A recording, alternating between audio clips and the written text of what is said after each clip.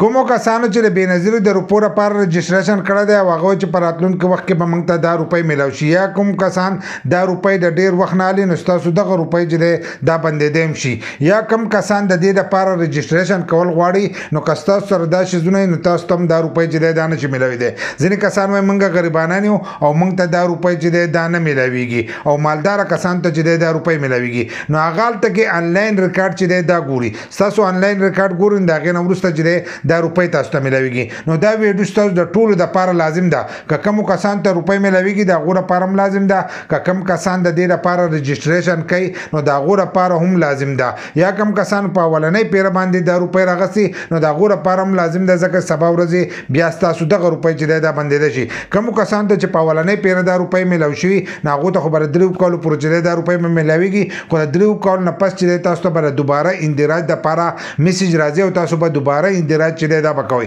نو کله چې تاسو دوباره اندراج وکړو نو بیا به دا روپۍ تاسو ته نه میلاویږي ولې به نه میلاویږي که تاسو ځان له پاسپورټ جوړ کړئ او تاسو بهر ملک ته لاړ شئ نو بیا به هم دا روپۍ تاسو ته میلاویږي یا عمرې له لاړ شئ یا یو پاسپورټ چې دی هغه ارجنټ جوړ کړو یا یو شناختي کارت چې دی هغه یو ارجنټ جوړ کړو نو هم به دا روپۍ چې دي دا به تاسو ته نه میلاویږي یا ستاسو بچي ځینې کسان وایي موږ خو غریبانان یو او هلته کې بچي چې دی په بهر ملک نو که ستاسو بچي په بهر ملک نو هم به دا روپۍ چې دی دا به تاسو ته نه میلاویږي یا ستاسو فیملی کمی دوه یو بچی یا یو بچی نو بیا هم دا تاسو ته چې دی دا نشي میلاویدلی دغه شانتې ځینې کسان چې دی هغه پایلر شي لکه د حکومت ټیکس چې دی هغه په هغو باندې لاګو شي او د حکومت ټیکس ورکوي نو هغه کسان ته چې دی هم دا روپۍ چې دی دا نه میلاویږي ځینې کسان ځان له ایزي پیسه اکاونټ جوړ کړي یا د بینک اکاونټ جوړ کړي نو دغه کسان ته چې دی دا روپۍ به هم نه میلاویږي ځکه چې کله هغې ته روپۍ راشي نو هلته کې حکومت ته پته لګي نو د هغې نه وروسته بیا ستاسو دغه اکاونټ چې دی هغه بند کوي بیا تاسو ته دا روپۍ نه میلاږي دغه شانتې ستاسو په نوم باندې جیداد یا جیداد واخلئ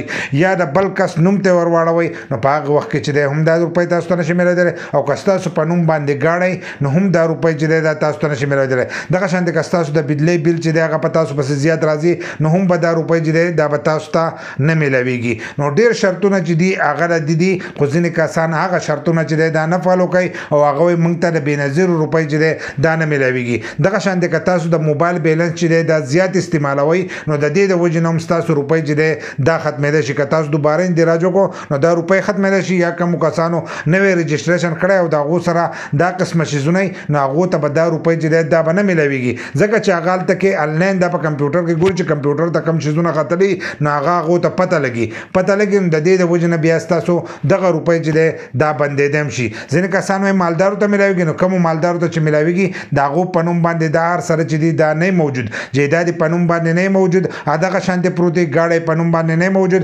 بیلنس چې دی هغه زیات نه استعمالوي نو د دې د وجې نه هغو ته دغه روپۍ چې دی دا میلاویږي نو تاسو هم کوشش کوئ داسې نه چې دا کارونه وکړئ نو د دې نه وروسته بیا ستاسو دغه روپۍ چې دی دا بندېږي